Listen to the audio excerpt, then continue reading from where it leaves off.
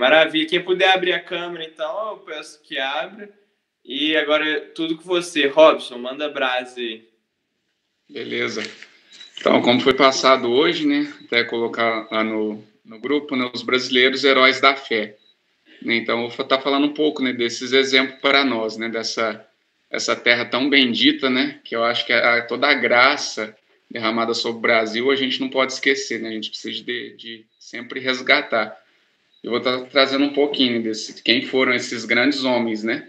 E para começar, eu quero já trazer, né, todo o contexto, né, o Brasil foi ali 1500, né, o século que foi descoberto o Brasil ali, né, que estava acontecendo, né, estava acontecendo na Europa, né, que tipo, começou lá, né, e depois que aqui o novo mundo, né, que eles foram chegar aqui, né, os europeus, e o contexto da Europa era o quê? Era, né, uma das questões era o protestantismo, né, no século XVI, e né, um daqueles que foram aqueles, como falar, aquelas ordens que realmente combateu, né, pessoas que realmente se levantaram para combater os protestantes, né, os grandes homens foram, né, os jesuítas, né, através de Santo Inácio de Loyola. Então estava acontecendo isso, estava lá o protestantismo, mas ao mesmo tempo tinha um grande movimento de realmente pessoas santas na igreja para defender, né, a fé católica, dentre eles os carmelitas, né, São João da Cruz, Santa Teresa d'Ávila, e os jesuítas, com Santo Inácio de Loyola. E os jesuítas foram aqueles que foram vir para o Brasil. E para a gente ter um pouco de ideia de quem foram esses homens, né, tipo, começar com a história de Santo Inácio de Loyola, né, tipo, um grande homem, né, ele era guerreiro, né, ele era cavaleiro, e ele tinha esse desejo de conquistar, né, conquistar terras, né, era essa a visão que ele tinha, assim, a de conquista, ele tinha esse desejo de conquista. E aquela questão também até do mesmo do herói, né, de conquistar uma dama, né, tudo isso, de proteger uma dama. E aí, nesse contexto de guerra, tudo, ele estava numa guerra, e aí, né, no meio da guerra, ele foi atingido, né, foi tipo uma bomba que caiu perto dele lá, algo assim, e aí uma pedra cai em cima dele, em cima da perna dele, ele quebra a perna. E aí, nisso, isso deu uma paralisada nele. Ele que era aquele cavaleiro imponente, aquele guerreiro mesmo, né, aquele espírito conquistador, ele teve que dar uma parada. E aí, nesse contexto, quando ele ficou um tempo assim de cama, foi onde ele começou a ler, ter mais refletir mais, e ele teve contato com o livro de Santos. Né? Olha para você ver que interessante, né? Como que a história dos santos realmente inspira, né? Você vê que os santos foi inspirado por outros santos, e a gente está aqui estudando santos para isso, né? Porque a gente seja santo também. Né? Ou seja, ele foi estudando ali, ele foi falando, nossa, é isso? Né? Ele foi entendendo, falou, pô, eu quero isso aqui para mim também. Né? E ali ele foi tendo uma experiência com Deus nesse processo. Né? Que foi um processo doloroso, teve um processo lá para ele recuperar, tiveram que cortar a perna dele, serrar um osso lá e arrancar um osso mesmo, imagina naquela época ainda, né? E as pessoas falam, né, que presenciaram isso, fala que ele não se queixava, né? Mas enfim, aí nisso, aí ele foi, que ele era poderoso, tudo, ele deixou tudo e começou a andar pelo mundo como um mendigo. Né? E aí depois ele foi agora não vou saber qual basílica, qual igreja, mas ele fez tipo um retiro, e lá foi que ele selou realmente a conversão dele. E em 1540 ele funda a Companhia de Jesus, né, os jesuítas. E ali era muito exigente para entrar, para ser jesuíta era exigente demais. Né? Ele foi, montou os exercícios espirituais, né, e tinham que fazer os exercícios espirituais de Santo Inácio de Loyola. E os exercícios dele não era fácil, né? Até se fala, né, que tipo era tão forte assim que quem fizesse mesmo os exercícios como ele passava, em 30 dias a pessoa saía do estado de pecado e em 30 dias estava na terceira morada, né, se realmente eles seguissem os passos de Santo Inácio de Loyola. E não era só isso, tinha que fazer essa vida de oração, de ascese, né, e essa questão de catequizar, de ensinar, de evangelizar. Né, tanto é que conta isso, né, que iam lá aqueles que estavam, como fala, alunos, né, para entrar na companhia de Jesus, eles iam para um lugar para evangelizar, né, tantas pessoas, tinha que ser desde criança até adultos. Aí chegava um superior lá da ordem, lá, se não tivesse todos convertido ao catolicismo, eles não eram aceitos, não podiam entrar nos jesuítas. Você viu tanto que era exigente, ou seja, realmente quem entrava nos jesuítas eram realmente santos, né, homens santos que realmente entravam. E foi esses caras que veio para o Brasil, né, para a gente ter ideia de como que começou o Brasil aqui, né? E aí, beleza, os jesuítas vieram, né, para o Brasil. E aí aqui tinha aquele contexto lá dos índios, né?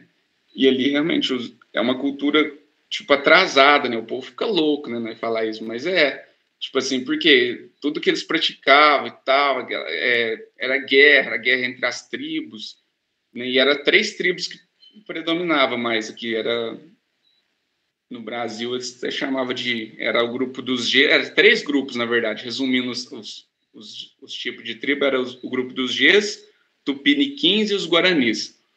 E aí, de repente, chega aqui, né, os jesuítas e essas tribos, né, se matando, praticavam canibalismo, praticavam antropofagia, né, tipo, ia lá e comia a carne do inimigo para pegar os poderes dele, tipo assim, praticava essas coisas. E aí, de repente, os jesuítas tinham que lidar com isso. E é interessante que até a história, né, tem relatos que conta você já deve ter ouvido falar, né, que São Tomé passou pelo Brasil, né? Muito interessante essa história, né, que realmente aí os jesuítas são o cumprimento da profecia, né, de quando São Tomé passou por aqui, falava, ó, futuramente vai vir outros homens trazendo essa marca, né, que até esses índios chamavam ele de Pai Zumé, essa é a tradição dos índios, né, que chamava São Tomé de Pai Zumé, e falava que um dia ia chegar outros homens trazendo essa tal doutrina da cruz.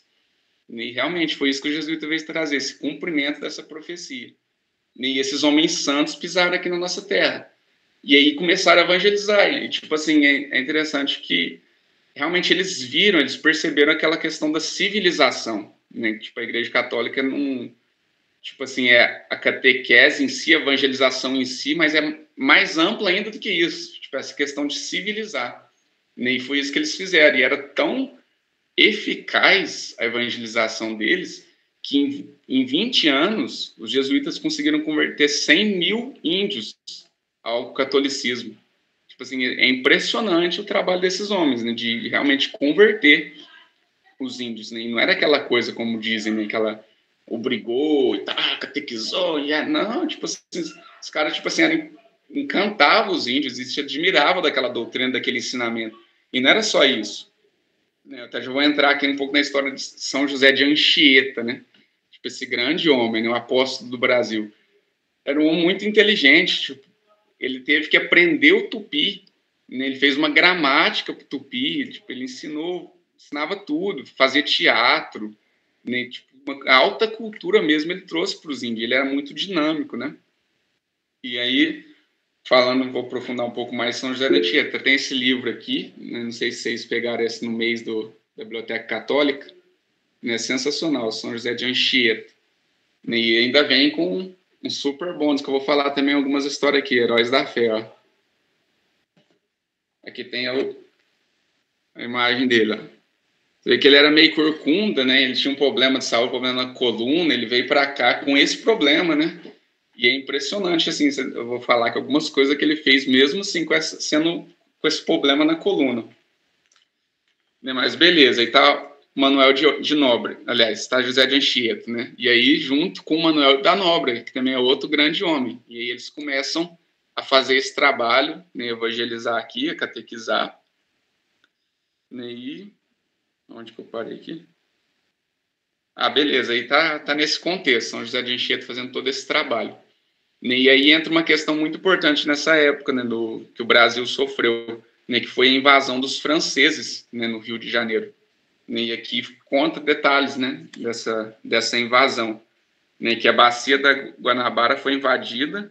Eu vou olhando aqui porque nomes, datas, né, umas coisas tem que colar aqui. Mas foi invadida por Nicolau Duran de Villegagnon. Aí ele recebeu a incumbência no Brasil, uma colônia de refúgio dos protestantes, né? E volta naquilo que eu tinha falado, né? Estava acontecendo lá na Europa, né? Toda a guerra e tal, essa guerra veio para o Brasil também, os protestantes veio para cá. E tinha essa colônia, que era o apoio do Gaspar Coligny, famoso almirante, ele era influente, estadista e líder dos calvinistas. E aí eles chegam na bacia da Guanabara em 1555. E já nessa época, tipo, o Zé de Anchieta também praticamente tinha acabado de chegar, ele e Manuel da Nobre fazendo o trabalho deles. E eu quero fazer uma citação aqui desse livro de José de Anchieta quanto aos franceses, né?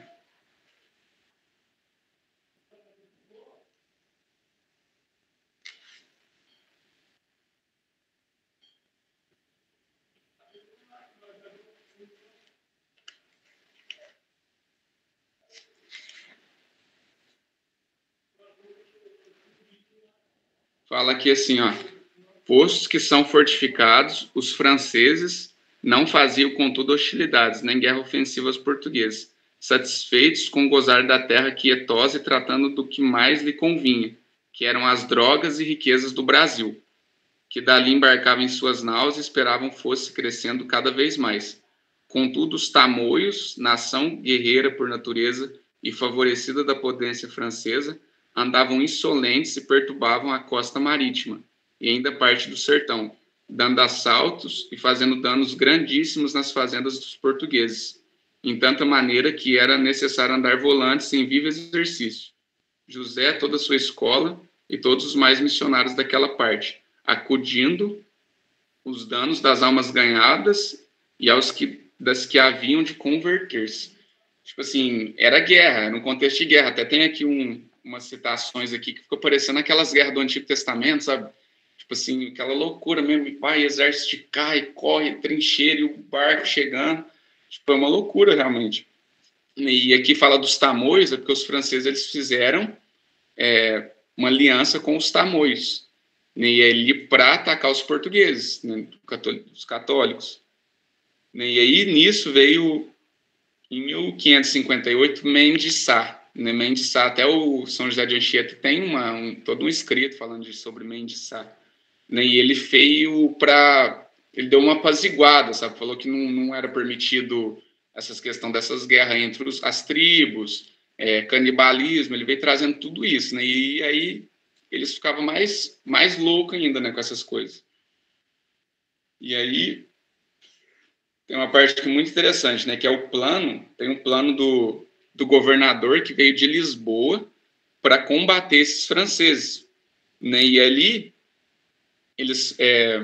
os franceses estavam com um plano de atacar eles e eles fizeram toda uma estratégia, sabe, uma estratégia muito bem bolada mesmo, de mandando mensagem, fazendo com que chegasse lá nos portugueses primeiro aquilo que era o plano dos franceses. E ali tem até o ataque a essa fortaleza de Villers-Gagnon, que fala aqui no livro, que foi, sem dúvida, um dos mais épicos feitos da conquista do Brasil. Ou seja, algo surpreendente, algo que realmente o Brasil poderia ter sido perdido ali. E, de repente, você vê um santo ali no meio disso, entendeu? O santo ali influenciando, o santo ali combatendo, defendendo, socorrendo, né? Tudo para conseguir, através de estratégia bélica mesmo, assim, estratégia de guerra, para conseguir chegar, como falando, antecipar o plano dos franceses, né? Aí eu quero só ler um pedaço aqui, que essa parte é muito boa também, né? Que fala a carta do Anchieta quanto a essa guerra. Era fortaleza muito forte, assim pela natureza e situação do lugar, toda cercada de penhas e que se não podia entrar senão por uma subida estreita e alta por rochas, como pela muita artilharia, armas, alimentos e grande multidão de bárbaros, que tinha de maneira que pelo juízo de todos era inexpugnável. Acometeram com tudo isso por mar e por terra, confiados no poder divino e no seu próprio. Defendiam-se os franceses com os inimigos, travando-se grande e cruel peleja. De ambas as partes morreram muitos, e os mais deles dos nossos. Veio tanto que já tinha perdido a esperança de vitória. Aí mais para frente fala, né? Mas tendo cometido coisa tão árdua, quase não temerária, pela justiça e pela fé foram ajudados do Senhor dos Exércitos. E quando já nos navios não havia pólvora, e os que pelejavam em terra estavam desfalecidos pelo muito trabalho, fugiram os franceses, desampararam a torre, recolhendo-se às povoações dos bárbaros em canoas, de maneira que é de crer que muitos fugiram com espanto que lhe pôs o Senhor, que com as forças humanas. Tomou-se, pois, a fortaleza, em que se achou grande cópias de coisas de guerras e mantimentos.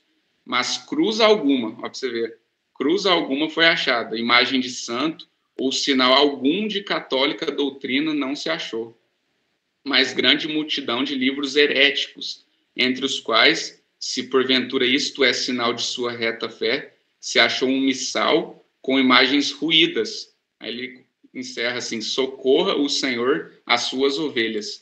E olha para você ver, né, o que esses calvinistas faziam, né? Realmente ali você vê que já estavam querendo apagar todo o sinal católico, né? Aquilo até na imagem de lá, né, que Thais colocou na arte, né, da primeira missa lá, né, do pintura Vitor Meirelles lá, né, a primeira missa, né, o jeito que o Brasil ali começou, né, até esqueci o nome lá, que é do capítulo que fala, mas alguma coisa de nascimento, né, certidão de nascimento, alguma coisa assim, quando o Brasil nasceu nisso, né, com a missa, a cruz, e você vê que realmente, desde tanto tempo atrás, já estão eliminando, querendo eliminar esses sinais, né, do catolicismo. Eu acho que é uma das coisas que eles mais têm fúria, né, a cruz, a Eucaristia. Por isso que a gente pode chamar de realmente heróis também da Eucaristia, né, que defenderam a Eucaristia, que morreram, muitos morreram pela Eucaristia, que criou, que acho que é uma das coisas que, sei lá, o demônio mais odeia, né, e ele usa dessas pessoas para realmente vir, igual vocês viram aqui, não tinha nada de cruz, imagem, nada, tipo, imagina um ódio por essas relíquias, né, por essas grandes riquezas da igreja, né. E aí, enfim, aí depois Anchieta, estimulado pelo ardor combativo, com Nóbrega, né, Manuel de Nóbrega também fantástico, puseram percorrer as aldeias. E qual que é a outra parte que quero falar? Uma parte interessante, fala que os padres, eles foram erguendo igrejas entre arvoredos, sabe, palmas, em lugar pobre, sabe, foi erguendo igreja, imagina, naquela época, tipo, não tinha nada, né, mas aí fala, né, que tudo era ali, no meio do mar, tudo, mas era limpa e decente, né, tipo, interessante isso, imagina as primeiras igrejas erguidas aqui, podia ser no nada, mas era limpa e decente, sabe, no lugar onde tinha a presença de Deus, né, e a fama e a bondade dos jesuítas ia irradiando agentes de algumas tribos. E tem um caso que fala um índio que chama Aimbiré. Ele se juntou a alguns franceses calvinistas, e aí essa parte também é muito interessante, que ele estava furioso, ele não queria aceitar de jeito nenhum tudo isso que os portugueses estavam pedindo, né, as coisas que ele tinha que parar, canibalismo, tudo mais. E aí ele ficou furioso, falou e prometeu ir lá em outro lugar, que era onde tinha lá os outros líderes, que ia pedir para eles lá para fazer um pacto, alguma coisa assim, um combinado, né? Senão e depois no fim disso ainda ia querer comer a carne deles, tipo, você imagina isso, a questão canibal, né? E aí eles fizeram algo muito interessante, né? E o Manuel de Nobre, conjunto com José de Anchieta, fez a notícia chegar lá até eles e falou, ele tá indo aí, a proposta dele é essa, essa e essa. E aí no que ele chegou lá, os portugueses e católicos acolheram ele tão bem, de uma maneira tão, sabe, assim, realmente amorosa, amou ele, que aí ele desfez, falou, não quis fazer mais aquele que era o plano dele, sabe, ele deixou para lá, e realmente se converteu. E história como essa tem várias, e tudo nesse contexto de guerra. E aí fala uma parte do livro que fala que o céu ainda reservava grande susto para eles. E aí é uma parte que ele está na beira da praia, e aí está vindo um barco cheio de bárbaros, os caras vindo com flecha, tudo assim, para vir atrás deles. E é muito bonita essa parte, que aí imagina, aí tem uma aqui que fala assim, ó, que lastimoso espetáculo, aquele de um velho trôpego, como Manuel da Nóbrega, e um magérrimo corcunda como Anchieta. Né? Tipo assim, os caras vindo e os caras tudo, né? O cara já tava todo tipo, doído o corpo deles já tava realmente, não tava muito bom, né? Não estava atlético. Mas esses dois começaram a correr desses caras. Né? E aí chega num ponto lá que ele está num rio, né? E Manuel da Nóbrega, não, Zé de Anchieta coloca Manuel nas costas para atravessar esse rio, né? Mesmo com esse problema na coluna, para você ver como que a graça de Deus dá força. Até que eles conseguem achar refúgio lá numa aldeia, numa tribo. Né? Fala que eles animados apenas pelas chamas do espírito, a escapulir de navegantes ferozes e tendo ainda a transpor no caminho um riacho que lhes torvava os passos. Né? Ó, pra você ver que, tipo, não era simplesmente evangelizar, entendeu? Catequizar, tipo, vou chegar, vou abrir a Bíblia aqui, abrir o catecismo e falar para vocês. Não, tipo, o contexto de evangelização deles era realmente uma aventura, entendeu? Tipo assim, tudo isso que esses homens teve que passar, coragem, tudo que eles tiveram que enfrentar para suscitar a fé nesse país, para defender a fé nesse país, que estava sendo perseguida desde a Europa e chegou aqui. É impressionante o que esses homens fizeram, né? E aí, uma parte interessante também é que os índios se admiravam também com eles, por causa que os índios sempre ofereciam as mulheres para eles.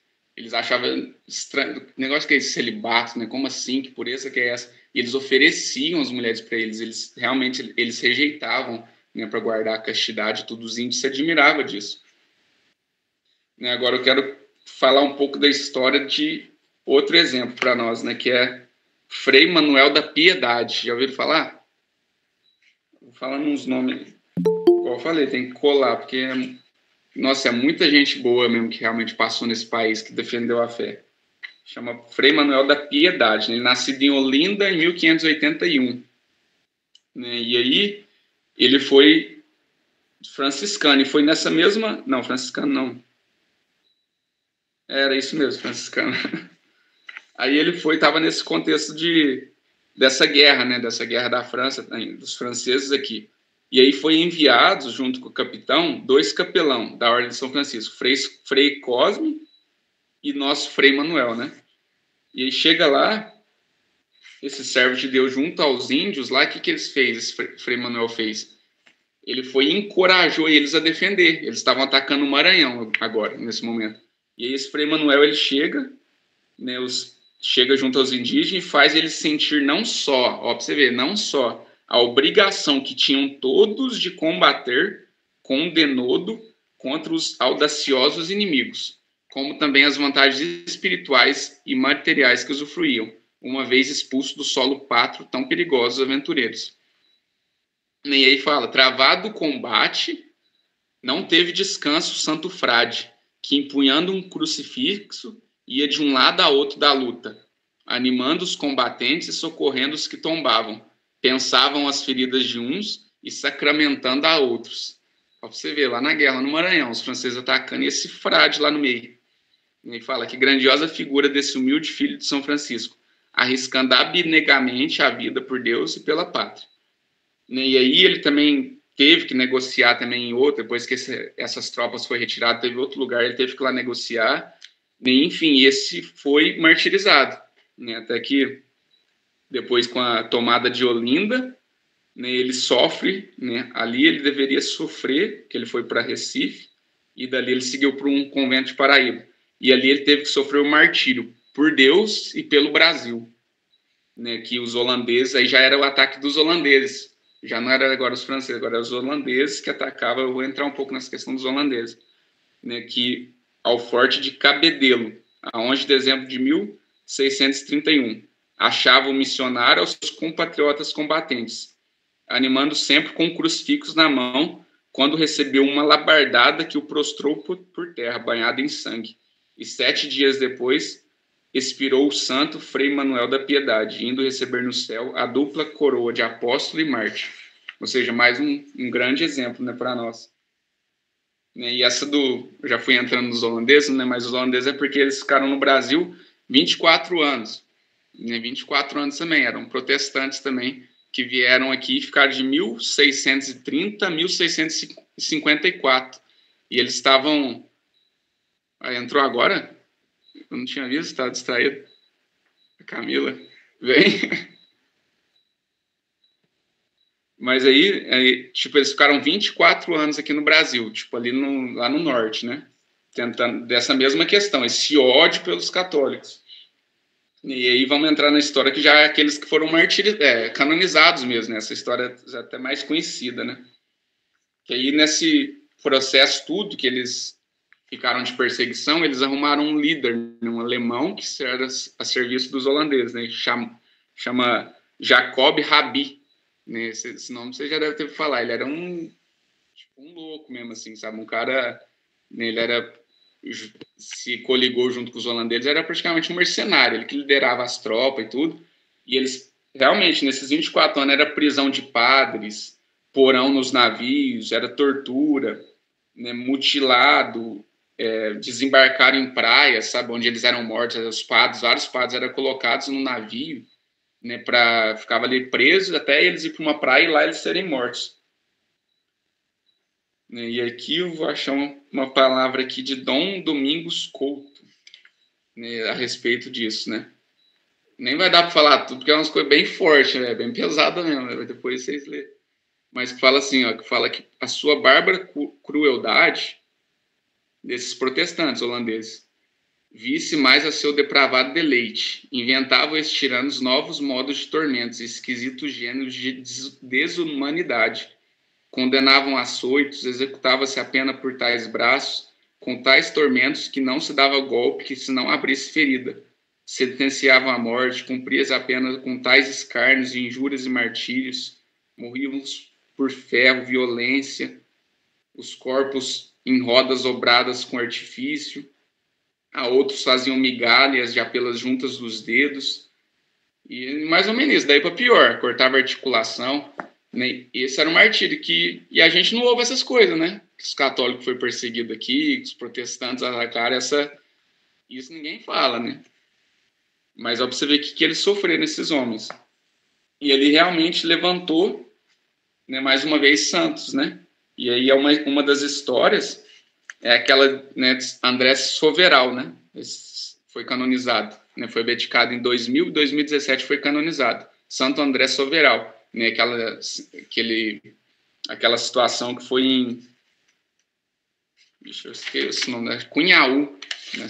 Vocês viram falar nos martes de Cunhaú, né? Os de Cunhaú e de Uruaçu. Nesse de Cunhaú, eles estavam reunidos na capela, né? Mais ou menos umas 70 pessoas, junto com esse padre de 80 anos, André Soveral. E ali ele estava celebrando a missa e né, vários ali, né, holandeses, junto com vários índios também, tribos ali, né, bárbaras, né, lideradas por esse Jacob, invadiram, fecharam a capela e mataram todos ali dentro, né, todos, né, mutilavam mesmo, deixaram ali os pedaços de corpo, braço, perna, e conta-se também, nos livros conta que os índios depois comeram, né, essas partes do corpo.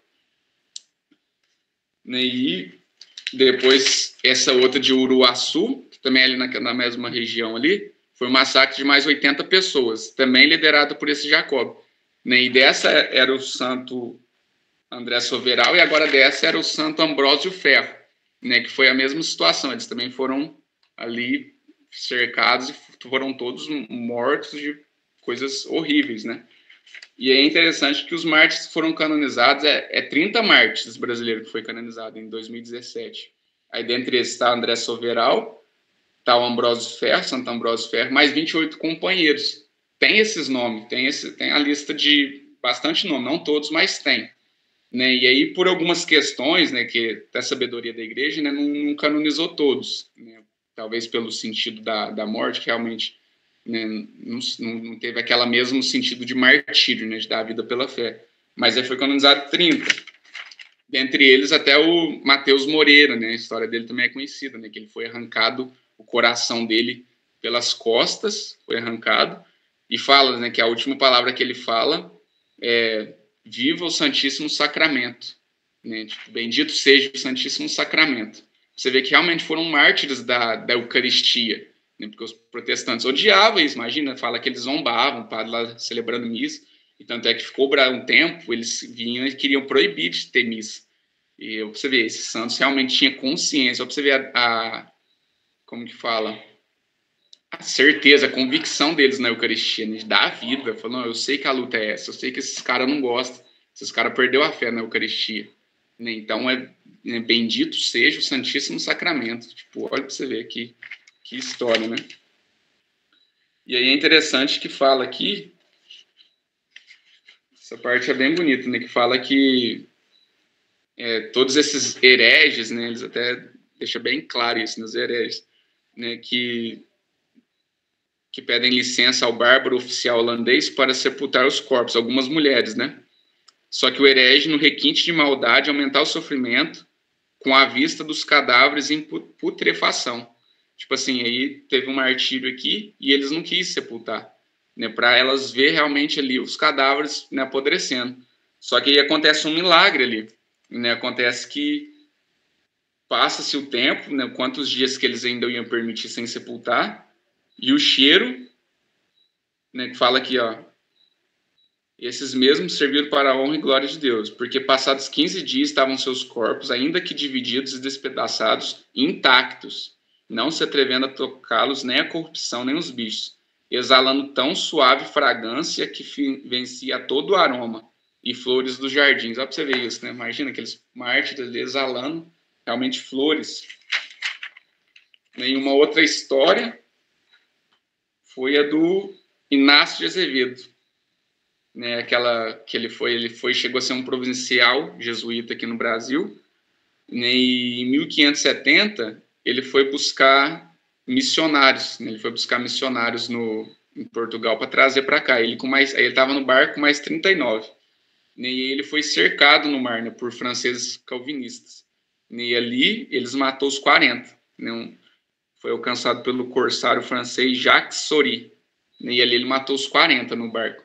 E é interessante que fala, né, que tipo, mesmo muitos não sendo brasileiros, né, ou talvez não morrendo até mesmo na terra, ou esse no caso morreu no mar, mas são muito importantes, né? Então, são até mesmo considerados brasileiros por isso, porque realmente estavam vindo para evangelizar o Brasil. Outros aqui estavam no Brasil, evangelizando o Brasil, ou seja, fazem parte da nossa história.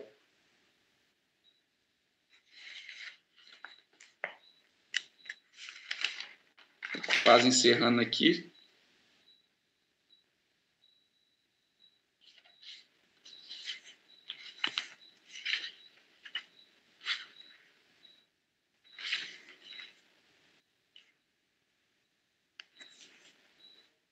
Aqui acho que é isso.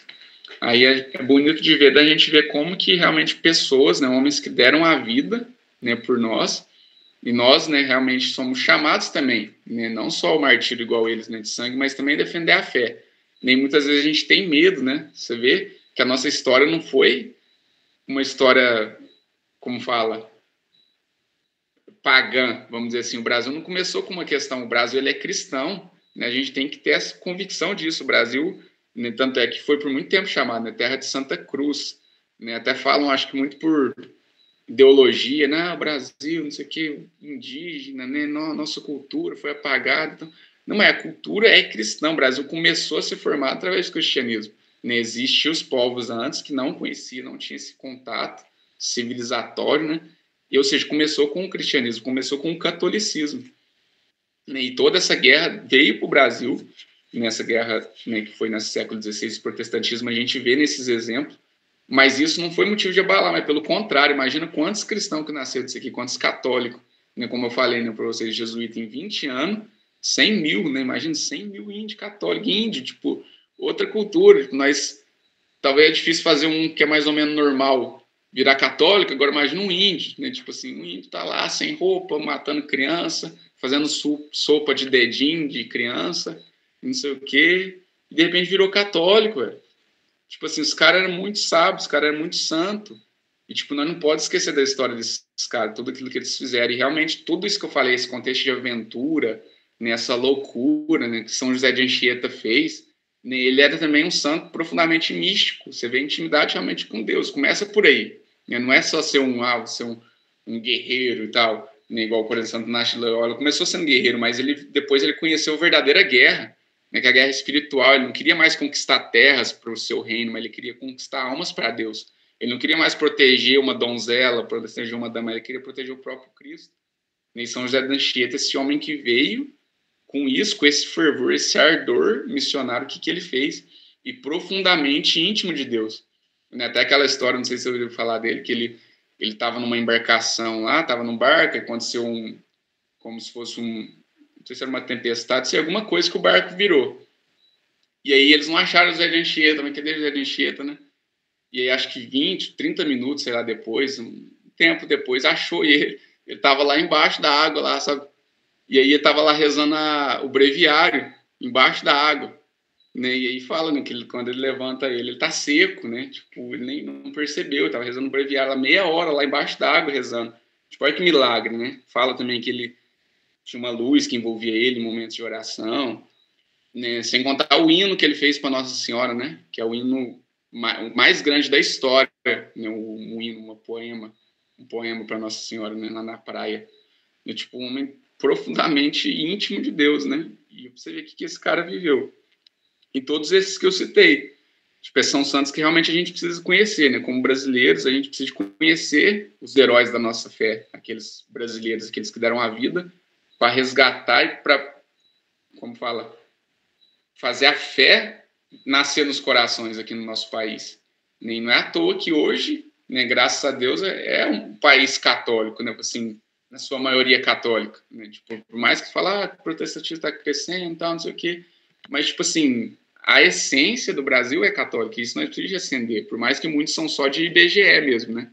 Mas a gente precisa voltar isso para que sejam mesmo, né? Tipo assim, então que a gente resgate essa história do nosso país, a exemplo desses grandes homens, né? Heróis, não só heróis, mas realmente se tornaram santos, não homens santos. Então é isso.